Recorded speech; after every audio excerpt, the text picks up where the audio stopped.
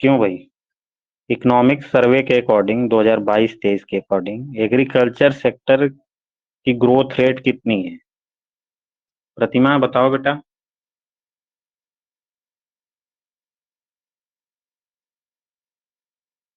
अदिति, प्राप्ति, किसी को नहीं मालूम? हम्म। क्यों भाई?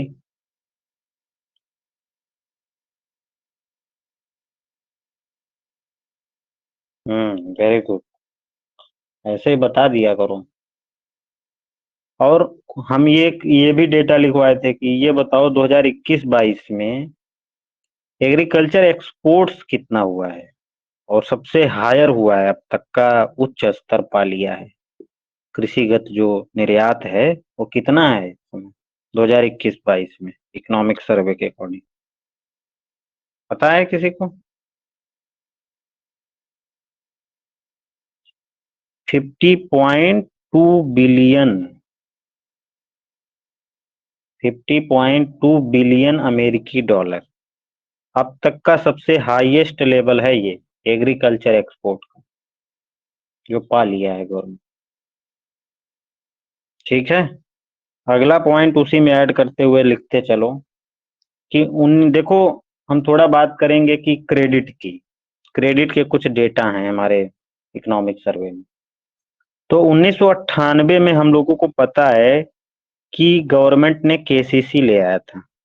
1998 में गवर्नमेंट ने केसीसी, किसान क्रेडिट कार्ड के माध्यम से किसान को सही समय पर जो है ऋण प्रदान करता था।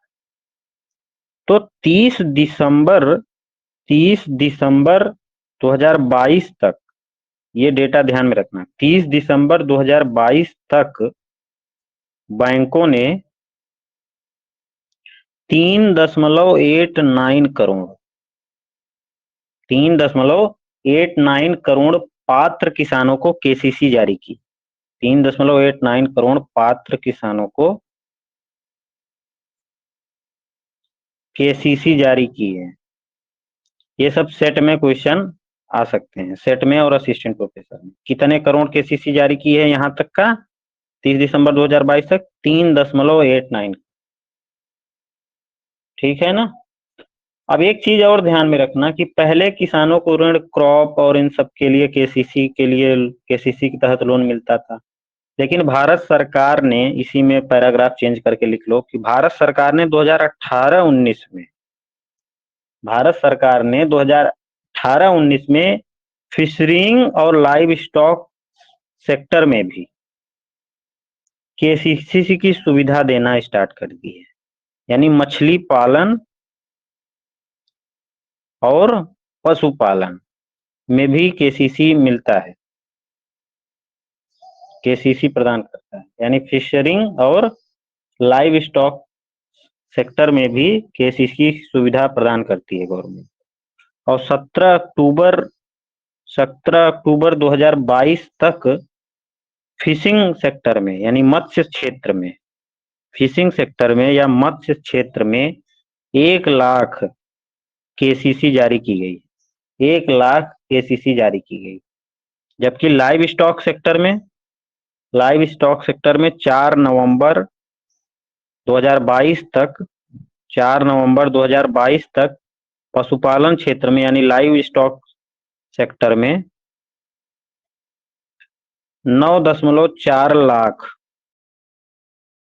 जारी किए गए हैं केसीसी। ठीक है, तो ये डेटा इंपॉर्टेंट।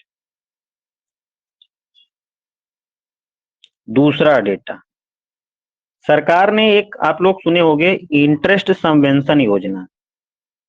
किसी ने सुना है इंटरेस्ट सबवेंशन योजना? ब्याज अनुदान योजना, ब्याज अनुदान योजना, इंटरेस्ट सबवेंशन योजना।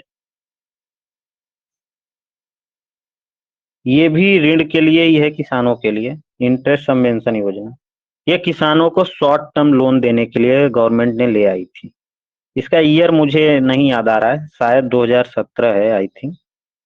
ठीक है, बट कंफर्म नहीं है, इसको मैं बताऊंगा। तो ये जो योजना थी ना, ये शॉर्ट टर्म लोन किसानों के लिए आई थी। इसके अंतर्गत क्या होता है कि agriculture, livestock, dairy, poultry farming, fishering farming, इन सब के गतिविधियों के लिए किसानों को 3 लाख रुपए तक का लोन दिया जाता है, अल्पकालिक लोन। कितना लोन दिया जाता है? 3 लाख रुपए तक का। ठीक है, 3 लाख रुपए तक का लोन, अल्पकालिक लोन यानी शॉर्ट टर्म लोन दिया जाता है 7% के इंटरेस्ट रेट। ठीक है, 3 लाख तक लोन किसानों को दिया जाता है, कितने परसेंट के ब्याज दर पर? 7% के ब्याज दर पर। और एक चीज इसमें और है कि अगर किसान जो है अपने ऋणों को, जो ऋण ले रहे हैं, जो उधार ले रहे हैं, वो अगर समय पर भुगतान कर दे रहे हैं, समय पर जो है पुनर्भुगतान कर दे रहे हैं, तो उनको 3% का इसमें वो मिलेगा, छूट। 3% का सब्सिडी मिलेगी अगर वो समय पे भुगतान कर दे रहे हैं। तो ओवरऑल जो समय पर दे रहे हैं, तो उनके लिए कितने परसेंट पर ऋण मिलेगा? 4%। ये सुविधा है, ध्यान में रखिएगा इसको। क्लियर है सभी को? इंटरेस्ट सबवेंशन योजना, अदिति, प्राप्ति, क्लियर है? सौम्या बेटा, इतना लेट क्यों?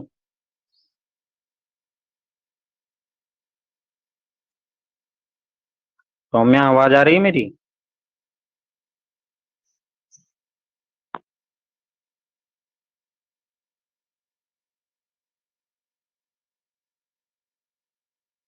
तो ये इंटरेस्ट सबवेंशन योजना है। अगला पॉइंट, थर्ड, 2022-23 के लिए, 2022-23 के लिए कृषि के लिए, एग्रीकल्चर के लिए, 2022-23 के लिए एग्रीकल्चर सेक्टर में या कृषि के लिए ऋण फ्लो, ऋण प्रवाह यानी डेप्ट फ्लो जो है, ठीक है, डेप्ट फ्लो का जो टारगेट है, लक्ष्य है, यानी डेप्ट फ्लो का कृषि के लिए जो ऋण का, जो ऋण प्रवाह का जो लक्ष्य है, यानी एग्रीकल्चर सेक्टर में जो डेप्ट फ्लो है, उसका टारगेट गवर्नमेंट ने कितना रखा है, कितना ऋण देना है?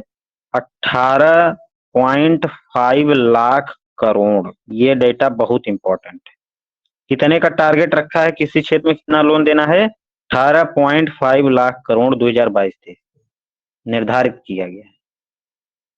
ठीक है, फोर्थ पॉइंट, फोर्थ पॉइंट है भारत में, ये भी इंपॉर्टेंट, भारत में 44.3 लाख, 44.3 लाख जैविक किसान है, जैविक किसान है, ऑर्गेनिक फार्मर हैं भारत में। ऑर्गेनिक फार्मिंग बताए ना, ऑर्गेनिक फार्मिंग क्या होती है कि जब हम खेती किसानी जो है बिना पेस्टिसाइड्स के, बिना कीटनाशक के, बिना रासायनिक खादों के करें, तो उनको हम जैविक खेती कहते हैं।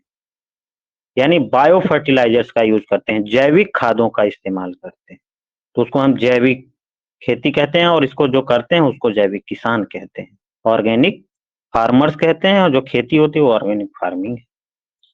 तो 2022-23 इकोनॉमिक सर्वे के अकॉर्डिंग अब तक कितने जैविक किसान हैं भारत में? 44.3 लाख, जो दुनिया में सबसे अधिक है हमारे। ठीक है ना, समझ में आया? और एक और डेटा इसी में, और सिक्किम एक राज्य है, सिक्किम, सिक्किम, सिक्किम भारत का पूर्ण रूप से पहला राज्य बन गया है जो ऑर्गेनिक फार्मिंग कर रहा है। यानी सिक्किम, सिक्किम पहला राज्य बन गया है, बन गया है जो जैविक खेती को अपनाया है पूरी तरह से, जो जैविक खेती को पूरी तरह से अपनाया है। ठीक है ना, तो ये क्वेश्चन आता है, आ सकता है। इसके साथ ही त्रिपुरा भी है, लेकिन ये लोग अभी पूरी तरह से नहीं है। त्रिपुरा है, उत्तराखंड है, ये लोग भी लाइन में लगे हुए। ठीक है ना, तो भारत में कितने जैविक फार्मर्स हैं, ऑर्गेनिक फार्मर्स हैं? 44.3 लाख, जो दुनिया में सबसे अधिक हैं।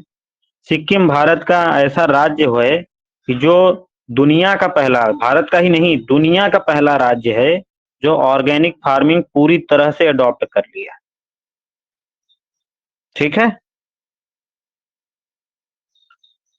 फिफ्थ पॉइंट है, अब एक चीज और हमने आप लोगों को बताई थी। एक हमने बताया था ऑर्गेनिक फार्मिंग, एक हमने बताया था natural farming, zero budget natural farming, बताया था ना।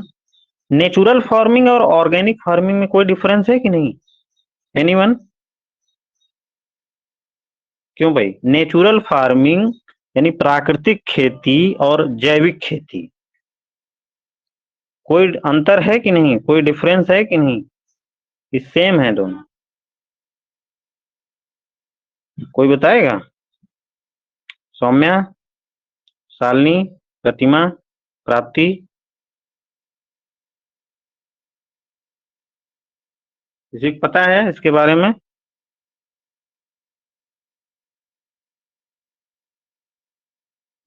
ऑर्गेनिक फार्मिंग तो अभी हमने बताया, जैविक खेती जो होती है वो बिना किसी रासायनिक खाद के और बिना किसी कीटनाशक के होती। हम वहां पे क्या करते हैं, बायो फर्टिलाइजर्स, जो एक्सटर्नल सोर्सेज का यूज करते हैं खेती करने के लिए, वो बायो फर्टिलाइजर्स होते हैं। लेकिन जो नेचुरल फार्मिंग होती है, जो प्राकृतिक खेती होती है, उसमें कोई एक्सटर्नल सोर्सेज का यूज नहीं होता खेती में। वो नेचुरली जो हमारे मिट्टी में है उसी के द्वारा हम अपनी खेती करते हैं। अब नेचुरल में क्या यूज करोगे? जो पहले आप देखोगे, बहुत पहले हमारे यहाँ जो केचुए उचुए का खाद ओद बनाया जाता था बहुत तगड़े से, मतलब नेचुरली जो तैयार होता था, वो सारी चीजें यूज होती हैं नेचुरल फार्म। लेकिन एक्सटर्नल चीजें कोई भी हम नहीं लेंगे, यानी बाहरी तत्वों को हम खेती करने के लिए कुछ नहीं शामिल करेंगे, चाहे वो बायो फर्टिलाइजर्स हो, चाहे वो रासायनिक खाद हो, कीटनाशक हो। हम नेचुरल में कुछ भी बाहर से नहीं लेंगे, जबकि ऑर्गेनिक में हम बाहर से ले रहे हैं बायो फर्टिलाइजर, लेकिन हम प्राकृतिक खेती में वो भी नहीं लेंगे। जो नेचुरली गिवन है उसी का सबको यूज करके हम खेती करें। तो दोनों में डिफरेंस पता चला? क्यों भाई, क्लियर है? अदिति, प्रतिमा, शालिनी, क्लियर है ना बेटा? हाँ, तो ये चीजें ध्यान में रखिएगा, कभी कभार इंटरव्यू में पूछ सकता है। तो प्राकृतिक खेती का भी हमारे इकोनॉमिक सर्वे में डेटा है। भारत में 8 राज्य ऐसे हैं, भारत में 8 राज्य ऐसे हैं जो प्राकृतिक खेती कर रहे हैं। 8 राज्य, ये इकोनॉमिक सर्वे 22-23 का है। 8 राज्य ऐसे हैं जो प्राकृतिक खेती कर रहे हैं, ठीक है ना। और कितनी भूमि कर रहे हैं, वो कितनी भूमि का यूज कर रहे हैं? 4.09 लाख हेक्टेयर। जो 8 राज्य हैं वो प्राकृतिक खेती के लिए कितनी लैंड होल्डिंग का इस्तेमाल कर रहे हैं, जोतों का इस्तेमाल कर रहे हैं? 4.0909 लाख हेक्टेयर भूमि का प्राकृतिक खेती के लिए यूज किया जा रहा है, नेचुरल फार्मिंग के लिए यूज किया जा रहा है। अब उस 8 राज्य में कौन कौन से हैं? पहला है आंध्र प्रदेश, आंध्र प्रदेश। दूसरा है छत्तीसगढ़, तीसरा है केरल, चौथा है हिमाचल प्रदेश, पांचवा है झारखंड, सातवां है उड़ीसा, आठवां है तुम्हारा एमपी। देखो, पूर्ण रूप से प्राकृतिक खेती नहीं कर रहे हैं, लेकिन यूज हो रहा है प्राकृतिक खेती। भारत जो है नेचुरल फार्मिंग की तरफ जा रहा है, इसका ये मतलब। क्लियर है? क्यों भाई? सौम्या, समझ में आ रहा है? शालिनी? एटम के बाद क्या लिखा है? क्या बेटा? केरल एचएम किसके और बाद? फिर ये क्या लिखा है सर? झारखंड, पड़ोसी तुम्हारा झारखंड। झारखंड, उड़ीसा और एमपी, एक चीज और मैं आप लोगों को बता दूं, झारखंड का जो पीजीटी का एग्जाम होने वाला है बहुत ही इजी पेपर होता है। उसका सिलेबस फिर से चेंज कर दिया गया, सिलेबस उसका इत्तू सा है एकदम, एक पेज का।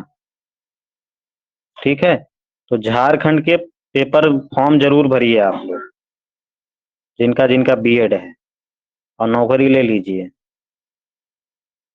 ठीक है ना, सब लोग फॉर्म भर देना। 4 अप्रैल से फॉर्म स्टार्ट है, 4 अप्रैल से, कल से। 5 मई लास्ट डेट है, तो आप लोग फॉर्म भर दीजिए। 6 पॉइंट, अब बाहर वाले सेलेक्ट भी होते हैं वहां पे। क्यों? क्योंकि वहां पे उतना स्कोप नहीं है इकोनॉमिक्स का, झारखंड में। इसलिए यूपी, मध्य प्रदेश, राजस्थान, इन सब के बच्चे सेलेक्ट होते हैं वहां पे। ठीक है, अगला पॉइंट, पीएम किसान योजना। पीएम किसान योजना, पीएम किसान योजना का भी डेटा है इकोनॉमिक सर्वे में। पीएम किसान योजना क्या है, किसी को मालूम है? ये जो किसानों की जो वित्तीय जरूरत है उसको पूरा करने के लिए ये योजना आई है। और ये योजना मतलब डायरेक्ट बेनिफिट ट्रांसफर के तहत मतलब इसका काम किया जाता है, डीबीटी के माध्यम से। ठीक है ना, यानी जो किसानों को जरूरतें हैं उनको पूरा करने के लिए ये सेंट्रल सेक्टर स्कीम है, केंद्रीय प्रायोजित ये जो है ये योजना है, यानी ये केंद्र सरकार की योजना है। इसमें क्या किया जाता है कि किसानों को प्रति वर्ष 6,000 रुपए का वित्तीय लाभ डीबीटी के माध्यम से उनके खाते में भेज दिया जाता है। प्रतिवर्ष क्या किया जाता है? 6,000 रुपए डीबीटी के माध्यम से, डायरेक्ट बेनिफिट ट्रांसफर के माध्यम से उनके खातों में, उनके बैंक खातों में भेज दिया जाता है। ठीक है,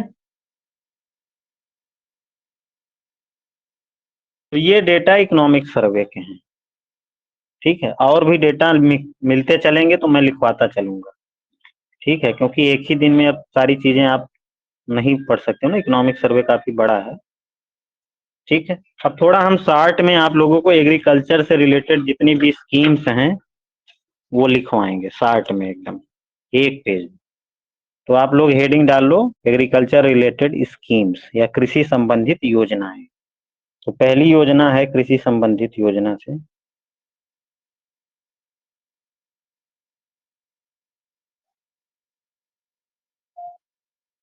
पहली योजना है NFSA, national food security act 2013 में आया। ठीक है, इसके बारे में हमने डिटेल में लिखवाया है। दूसरी योजना है टीपीडीएस, नहीं पीडीएस पहले लिखो, पीडीएस, पब्लिक डिस्ट्रीब्यूशन सिस्टम, सार्वजनिक वितरण प्रणाली कब आई? 1960 के दशक में, 1960 के डिकेड में। तीसरी है आरपीडीएस, ये कब आया? ये 1992 में आया। संशोधित जो पीडीएस है वो 1992। चौथा है TPDS, targeted public distribution system, लक्षित सार्वजनिक वितरण प्रणाली कब आई? 1997 में। फिफ्थ पॉइंट, यूरिया, नहीं एक और योजना है एमडीएम, मिड डे मील कब आया? 1995 में। सिक्स, आय, एएवाई, अंत्योदय अन्न योजना कब आई? 2000 में। सेवेंथ पॉइंट, पीएम किसान कब आई? पीएम किसान अभी लिखवाए, पीएम किसान कब आई? किसी को मालूम है? 2018 से इफेक्टिव है ये। एट्थ, ई नैम कब आया? इलेक्ट्रॉनिक नेशनल एग्रीकल्चर मार्केट, राष्ट्रीय कृषि बाजार, इलेक्ट्रॉनिक राष्ट्रीय कृषि बाजार, ये कब आया? 2016 में, अप्रैल 2016 में। नाइन्थ,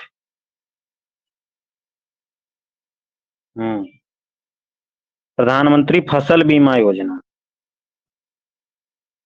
प्रधानमंत्री फसल बीमा योजना, इसके बारे में हमने डिटेल में पढ़ाया हुआ है पहले। जो प्रीमियम उमियम लिखवाए थे ना, रबी और खरीफ के लिए अलग अलग, हॉर्टिकल्चर के लिए अलग, वही सब है। फसल बीमा योजना कब आई भारत में? 2016। 10th, नेशनल हॉर्टिकल्चर मिशन कब आया? नेशनल हॉर्टिकल्चर मिशन, क्यों भाई? 2005-6। राष्ट्रीय बागवानी मिशन है ये, राष्ट्रीय बागवानी मिशन, ठीक है, राष्ट्रीय बागवानी mission. 11th, national live stock mission कब आया? नेशनल लाइव स्टॉक मिशन 2014-15 में। राष्ट्रीय पशुधन मिशन, राष्ट्रीय पशुधन मिशन कब आया? 2014-15 में। 12, MIDH कब आया? MIDH, mission for integrated development of horticulture, MIDH short में कहते हैं, mission for integrated development of horticulture, ठीक है। यानी इसको हिंदी में क्या बोलेंगे कि बागवानी के लिए समन्वित विकास मिशन। बागवानी का समन्वित विकास मिशन कब आया? MIDH कब आया? 2014-15। 13, हिंदी वाले लिख लिए हो ना भाई? जहां नहीं समझ में आ रहा है पूछ लीजिए। प्रतिमा लिख लिया बेटा? अदिति? जी सर।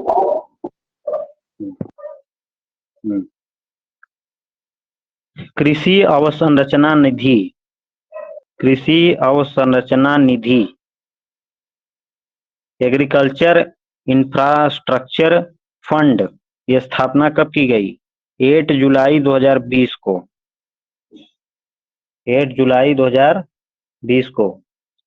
14, कृषि विज्ञान केंद्र, कृषि विज्ञान केंद्र, एग्रीकल्चर साइंस सेंटर, ठीक है, KVK। इसका यार डेट नहीं मिला है मुझे, इसका डेट मैं बताऊंगा, आप लोग लिख लीजिए। 15, प्रधानमंत्री मत्स्य संपदा योजना, प्रधानमंत्री मत्स्य संपदा योजना, प्रधानमंत्री मत्स्य संपदा योजना, ये कब आई? मई 2020 में। 16, प्रधानमंत्री किसान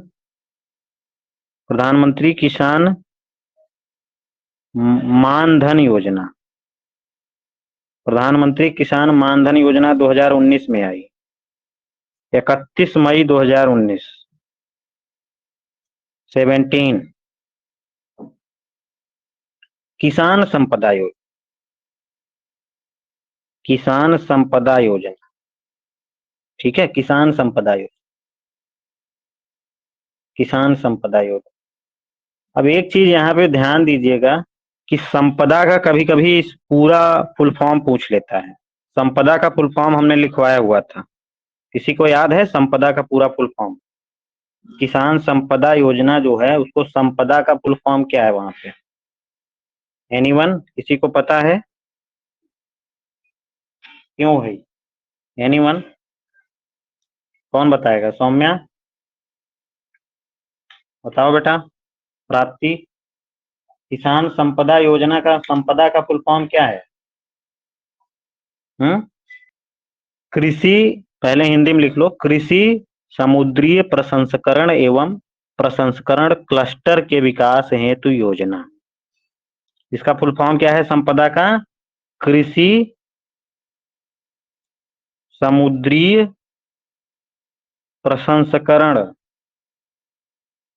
प्रसंस्करण एवं प्रसंस्करण क्लस्टर के लिए, प्रसंस्करण क्लस्टर के लिए क्लस्टर के लिए विकास हेतु योजना, विकास हेतु योजना। इंग्लिश में क्या लिखिए, इंग्लिश में लिख लीजिए, scheme for agro marine processing and development of agro processing clusters.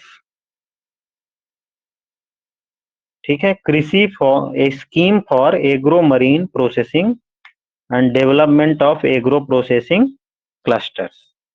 लिख लिया प्राप्ति?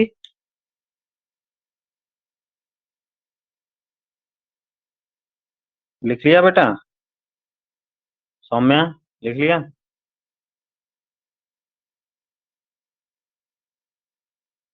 क्यों भैया आवाज नहीं आ रही? अगला है तो किसान संपदा योजना कब आई? 2017 में, 2017 में। 18 कृषि निर्यात नीति, कृषि निर्यात नीति कब आई? Agriculture export policy, agriculture export policy कब आई? 2018 में। कृषि निर्यात नीति कब आई? 2018 में। 19 राष्ट्रीय कृषि नीति कब आई? राष्ट्रीय कृषि नीति, नेशनल एग्रीकल्चर पॉलिसी कब आई? 2000 में। ठीक है, 2000 में।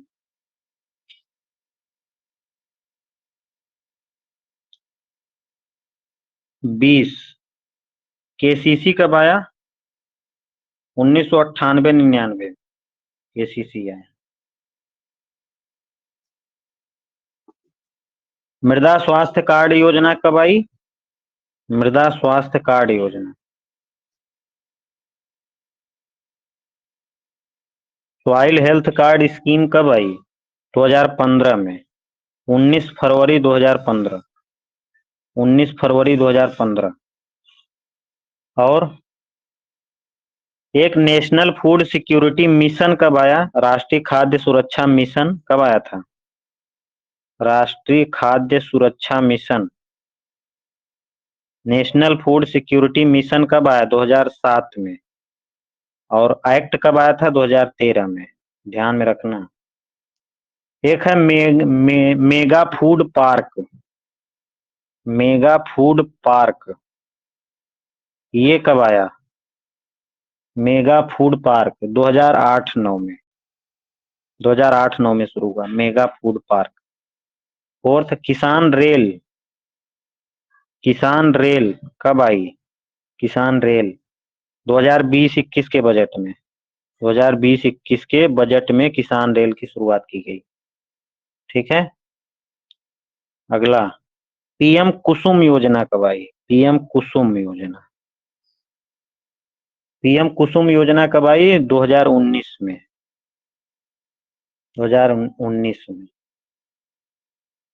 6 पीएम पोषण योजना, पीएम पोषण योजना, पोषण योजना जो पहले मिड डे मील थी, एमडीएम थी, ये कब आई? 2021-22 में। 7 ऑपरेशन ग्रीन कब आया? Operation green, operation green, operation green कब आया? 2018-19 के बजट में। ऑपरेशन ग्रीन, ऑपरेशन ग्रीन में क्या होता है? एक टीओपी है, टीओपी कार्यक्रम चलाया जाता है, tomato onion potato, tomato onion potato. ठीक है, यानी आलू और प्याज और टमाटर की खेती के लिए हरित ये प्रभाव मतलब ऑपरेशन चलाया गया, लेकिन आगे इसको बढ़ा दिया गया, फूल फल के लिए, सबके लिए कर दिया गया। ठीक है ना, फूल फल सब्जी के लिए। लेकिन ये शुरुआत कब हुई? 2018 में। 8 एक है farmer producer organisation, farmers producer organisation, यानी हमारे भारत में आप लोग देखिए तो हमारे भारत में सबसे ज्यादा मार्जिनल और स्मॉल फार्मर्स हैं, यानी सीमांत और लघु किसान है हमारे भारत में। कुल मिला के लगभग अगर मैं देखूं कृषि जनगणना 10वीं जनगणना के अकॉर्डिंग, कृषि जनगणना, तो 86% लघु और सीमांत किसान हैं लगभग। तो उनके हितों को ध्यान में रखते हुए गवर्नमेंट ने फार्मर्स प्रोड्यूसर्स ऑर्गेनाइजेशन शुरू किया। फार्मर्स प्रोड्यूसर ऑर्गेनाइजेशन शुरू किया, इसको शॉर्ट में कहते हैं एफपीओ। एफपीओ, ठीक है, किसान किसान उत्पादक संगठन। किसान उत्पादक संगठन की स्थापना करी गवर्नमेंट ने, शुरू किया इस स्कीम को। इसके तहत क्या है कि किसान, थोड़े थोड़े किसान मिलकर अपना संगठन बनाते हैं और अपने हितों के लिए वो आवाज उठाते हैं, उनको उचित मूल्य मिल सके फसलों का, इन सब के लिए। तो किसान उत्पादक संगठन बनाया गया, शुरू किया गया। कब शुरू किया गया? ये 29 फरवरी को, 29 फरवरी 2020 को है। 29 फरवरी 2020, कीप इन माइंड, 29 फरवरी 2020, ठीक है। और कोई योजना एग्रीकल्चर से रिलेटेड?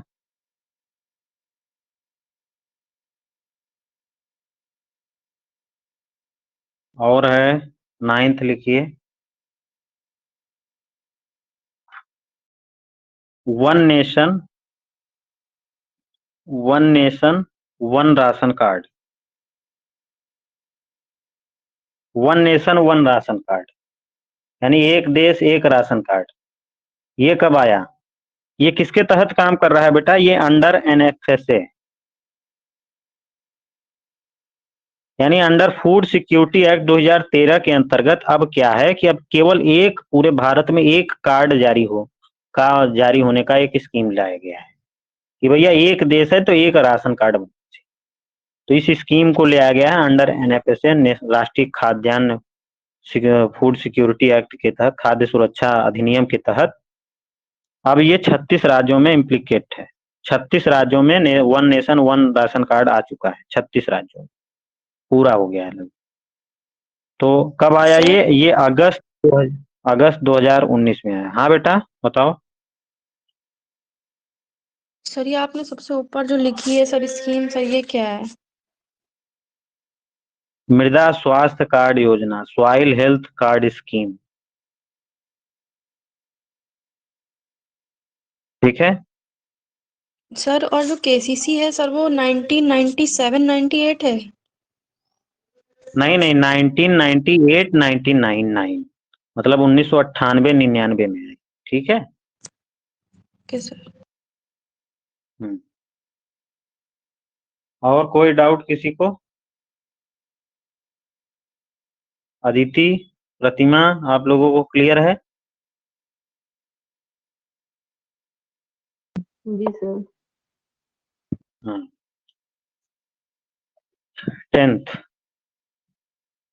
10th है, एक है, लिखिए पहले हिंदी में लिखिए। प्रधानमंत्री सूक्ष्म खाद्य उद्योग, प्रधानमंत्री सूक्ष्म खाद्य उद्योग उन्नयन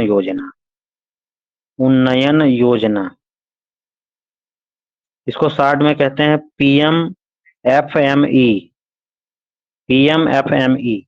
प्रधानमंत्री सूक्ष्म खाद्य उद्योग उन्नयन योजना। इंग्लिश वाले लिखो PM formalisation of micro food processing enterprises scheme. English वाले लिखो PM formalisation of micro food processing enterprises scheme. ये फूड प्रोसेसिंग इंडस्ट्री से रिलेटेड है। जो खाद्य प्रसंस्करण उद्योग होते हैं उन सब के लिए ये आई है। सर एक बार फिर से बता ये दें। कब आई? हाँ फिर से लिखिए, PM formalisation of micro food processing enterprises scheme. PM formalisation of micro food processing enterprises scheme. ये कब आई? 29 जून 2020 को आई। ये फूड प्रोसेसिंग के इनिशिएटिव के लिए आई है। फूड प्रोसेसिंग, खाद्यान्न प्रसंस्करण उद्योग, पता है आप लोगों को क्या होता है? खाद्य प्रसंस्करण उद्योग, फूड प्रोसेसिंग इंडस्ट्री।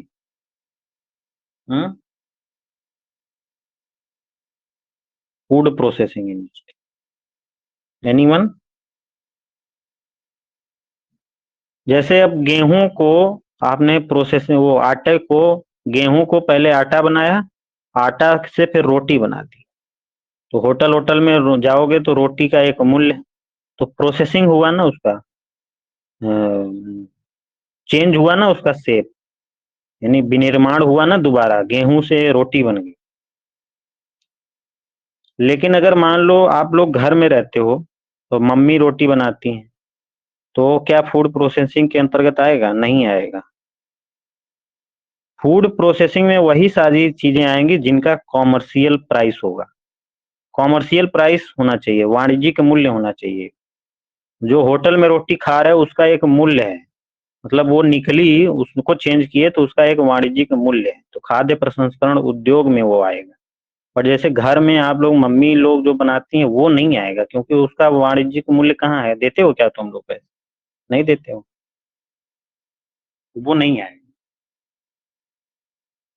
ठीक है, तो ये उन्हीं सब के लिए आया है। ठीक, तो ये हो गई सारी स्कीम्स, और हमने सारी कमेटी एग्रीकल्चर से रिलेटेड लिखवा दी। सबको याद है कि नहीं? क्यों भाई, याद उद कर रहे हो तुम लोग? अब आज से हम लोग इंडस्ट्री की बात करेंगे। थोड़ा बहुत इकोनॉमिक सर्वे का डेटा बचा हुआ है एग्रीकल्चर में, तो हम लोग किसी दिन 5-10 मिनट में लिख लेंगे। बट आज से अब हम लोग इंडस्ट्री स्टार्ट करेंगे, ठीक है ना? इंडस्ट्री सेक्टर,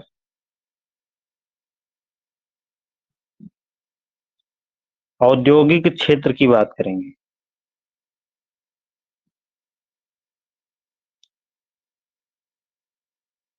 औद्योगिक क्षेत्र,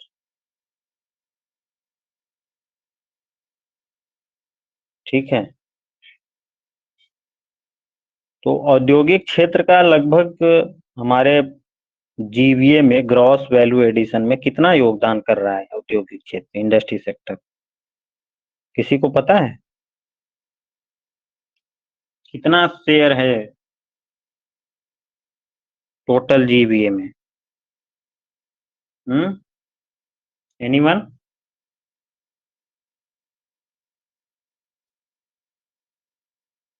क्यों भाई, कौन बताएगा?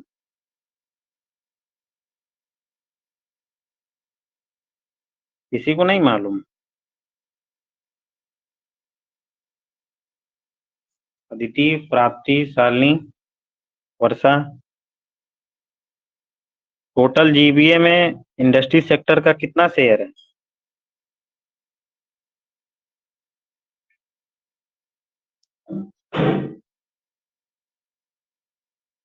क्यों भाई, तुम लोगों को नहीं मालूम?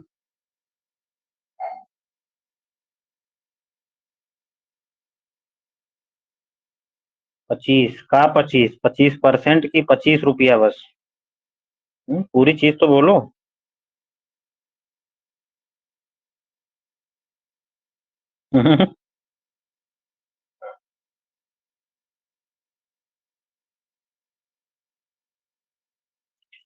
25% नहीं है, उससे ज्यादा है, ठीक है।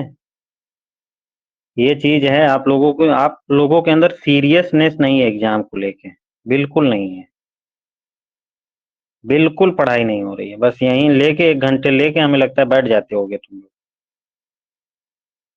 भाई मेहनत करनी पड़ेगी, आसान नहीं है एग्जाम निकालना, कंपटीशन बहुत है।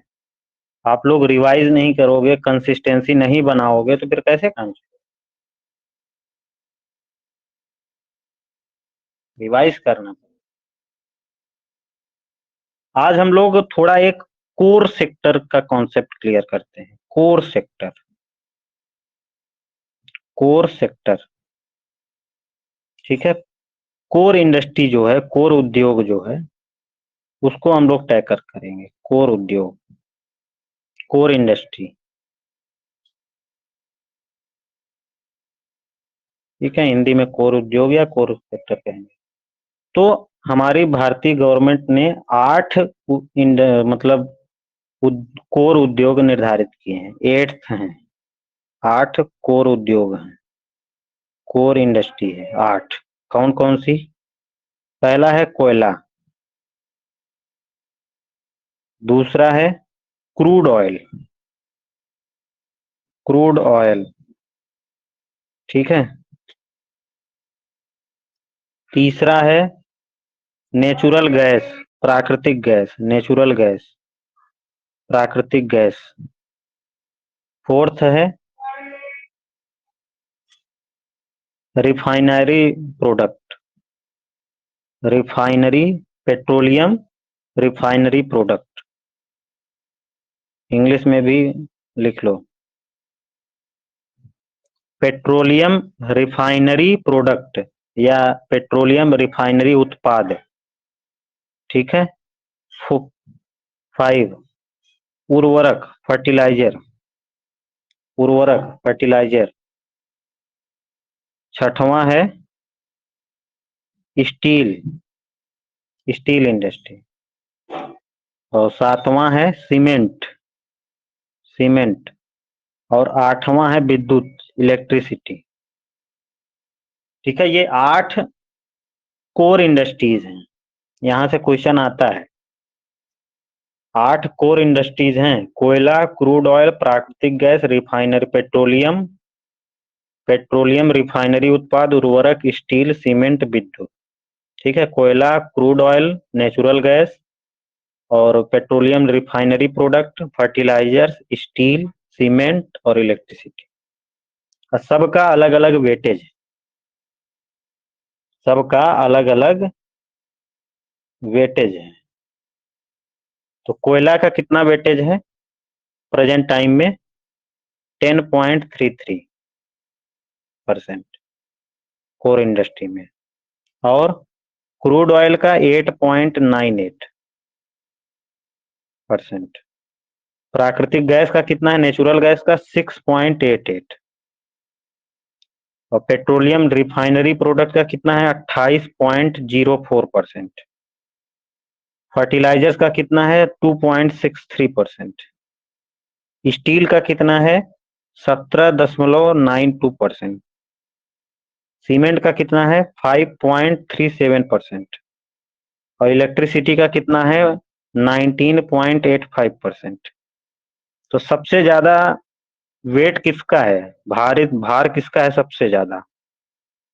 रिफाइनरी प्रोडक्ट का। यह क्वेश्चन आता है कि कोर इंडस्ट्री में सबसे ज्यादा वेट किसका है? पेट्रोलियम रिफाइनरी प्रोडक्ट का नंबर 1 पोजीशन पे है इस समय। और सबसे कम किसका है? सबसे कम किसका है?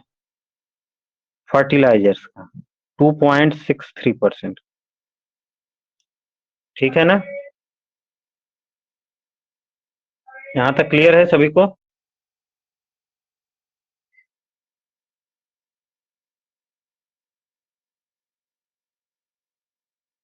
क्लियर है बेटा?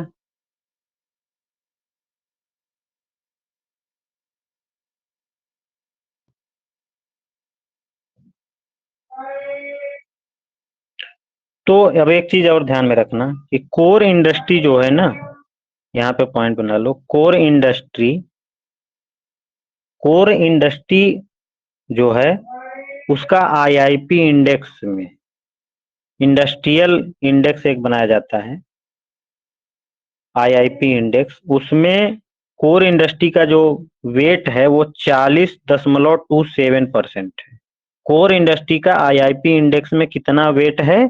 40.27%। ये क्वेश्चन आया हुआ है एग्जाम्स में, ठीक है ना। कोर इंडस्ट्री यानी जो ये 8 उद्योग हैं, इनका आईआईपी इंडेक्स में कितना योगदान है?